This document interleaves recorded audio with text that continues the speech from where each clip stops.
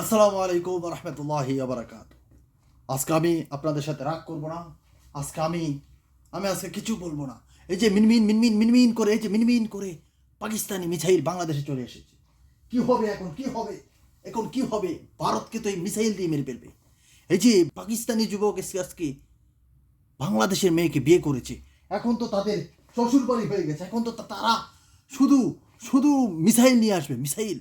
কি হবে, কি হবে, মিনমিন মিনমিন মিনমিন করে কি হবে? আরে এই রঞ্জন ঘোষের কি হবে? সে কি এই কথা জানে? এই যে পাকিস্তানি ছেলে বাংলাদেশি মেয়েকে বিয়ে করেছে, এটা কি জানে? ওই যে রঞ্জন ঘোষ, এটা কি জানে কি হবে আজকে? উফ, মিনমিন মিনমিন মিনমিন, কি হবে, কি হবে? আজকে তো বসতে পারতেছি না। দাদা বাবু, আজকে তো বসতে পারতেছি না। এটা কি হলো? এটা কি হলো? এটা পাকিস্তানি মিসাইল বাংলাদেশে চলে আসছে।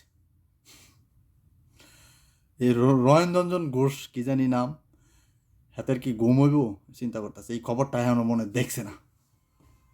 এই খবরটা মনে হয় হাতে এখনো দেখছে না। দেখলে কি রিয়াকশন দেয় এটা দেখার অপেক্ষা।